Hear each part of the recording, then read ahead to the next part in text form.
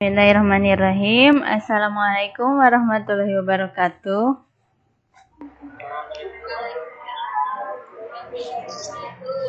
Ya, bagaimana kabarnya hari ini? Semangat ya untuk belajar akuntansi bersama Ibu lagi ya. Jangan bosan. Sebelum kita mengikuti pembelajaran kali ini, alangkah baiknya kita berdoa terlebih dahulu.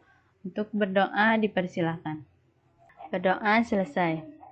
Ibu akan tanya dulu ya, untuk materi pembelajaran yang kemarin kita sudah mempelajari mengenai apa saja kan, pengertian kartu utang, terus ada bentuk, kegunaan, dan syarat pembayaran. Coba ada yang masih ingat pengertian tentang kartu utang? Secara terperinci Ya, bagus. Berarti masih ingat ya. Nah, kita sekarang akan melanjutkan bagaimana atau sumbernya dari mana saja untuk melakukan pencatatan di kartu utang. Nah, tujuan dari pembelajaran kali ini nanti peserta didik dapat mengidentifikasi transaksi yang mempengaruhi utang dan dapat menganalisis dokumen transaksi yang mempengaruhi utang. Nah, ada bukti transaksi terbagi menjadi dua, yaitu bukti internal dan eksternal. Bukti transaksi internal itu berasal dari perusahaannya itu sendiri, dari dalam perusahaan. Yang pertama ada bukti kas masuk, yaitu untuk mencatat penerimaan uang berupa kas secara tunai. Ada bukti kas keluar, kemudian ada memo untuk mencatat di luar yang tadi kas. Bukti eksternal itu yang dari luar perusahaan, diantaranya ada kwitansi, bukti pembayaran,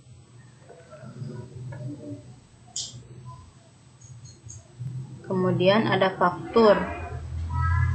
Ini untuk transaksi yang dilakukan secara kredit.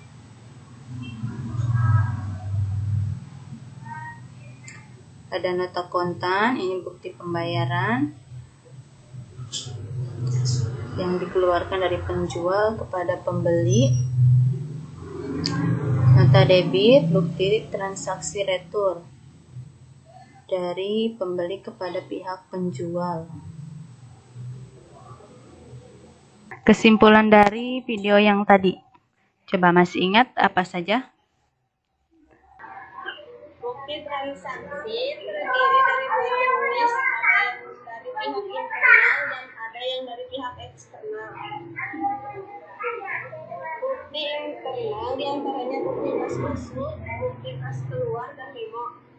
Dan bukti eksternal diantaranya kwitansi, faktur, nota kontan, nota debit, nota kredit, biro, cek, dan Ya, berarti kalian memperhatikan ya video yang tadi.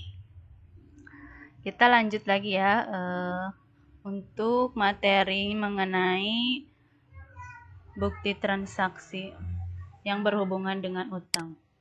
Ada 3 jenis. Yang pertama yaitu faktur dari kreditur. Nah, berarti ini termasuk ke dalam dokumen yang berasal dari luar ya, atau yang disebut dengan dokumen eksternal. Yang berhubungan dengan pengelolaan utangnya itu berada pada saat kita melakukan pembayaran utang. Nah, jadi ketika kita melakukan pembayaran utang itu akan dicatat di bukti pengeluaran kas. Nah, jadi yang untuk bukti pengeluaran kas ini termasuk kepada dokumen transaksi internal, yaitu yang berasal dari.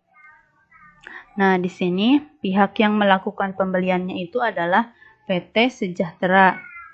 Dan yang untuk pihak penjualnya ini yang ada dicatat di bagian atas yaitu PT Nusa Indah. Nah, jadi yang mengeluarkan faktur pembelian ini adalah pihak penjual yaitu PT Nusa Indah, atau istilah dalam materi yang sebelumnya faktur yang berasal dari kreditur. Nah, jadi yang disebut sebagai kreditur itu adalah PT Nusa Indah.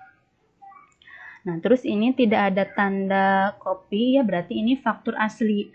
Nah, biasanya faktur asli itu diberikan kepada pihak pembeli. Nah, di sini pihak pembelinya itu adalah PT Sejahtera.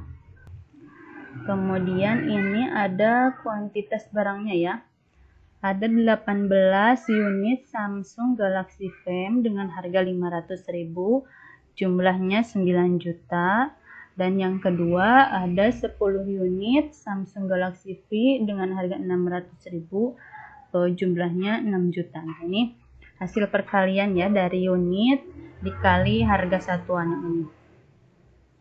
Nah, ketika dijumlahkan, jumlah total dari harga barang tersebut adalah 15 juta. Nah, ini istilah dalam nama akun akuntansinya itu adalah persediaan barang dagang yang akan dicatat di sebelah debit.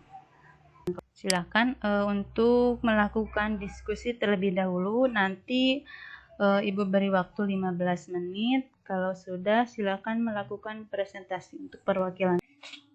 Berikut ini hasil analisis transaksi pada PD Sukamaju periode bulan Maret 2020. Tanggal 1, saldo awal dicatat di sebelah kredit akun utang. Tanggal 6, saldo utang bertambah senilai 4.500.000 dicatat di sebelah kredit. Tanggal 8, retur pembelian mengurangi saldo utang senilai 500.000 dicatat sebelah debit. Tanggal 15, pelunasan utang pada periode diskon mengurangi saldo utang 4.500.000 dicatat sebelah debit.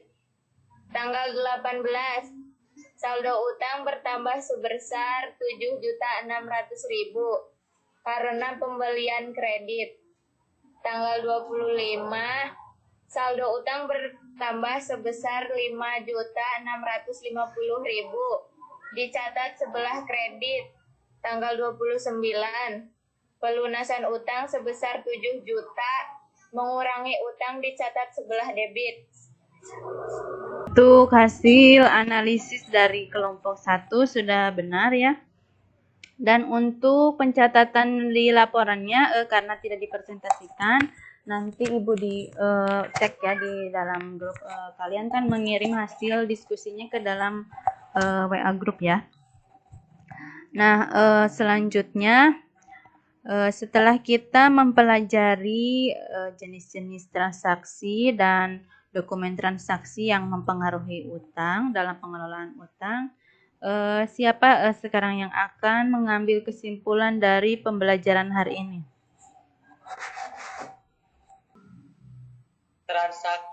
Transaksi yang mempengaruhi utang yaitu pembelian kredit, retur pembelian, dan pembayaran utang.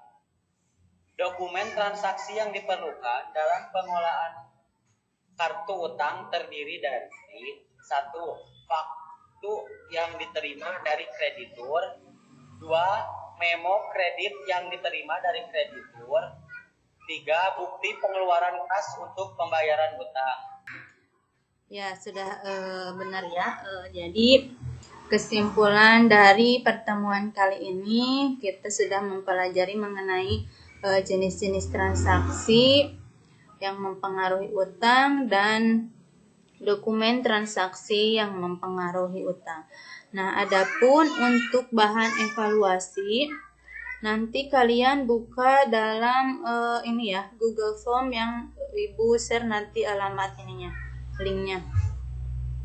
Nah, sekian untuk pertemuan kali ini. Mohon maaf apabila ada kesalahan.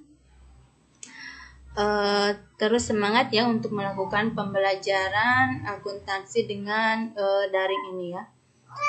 Untuk pertemuan ini Ibu akhiri. Sekian, terima kasih. Assalamualaikum warahmatullahi wabarakatuh.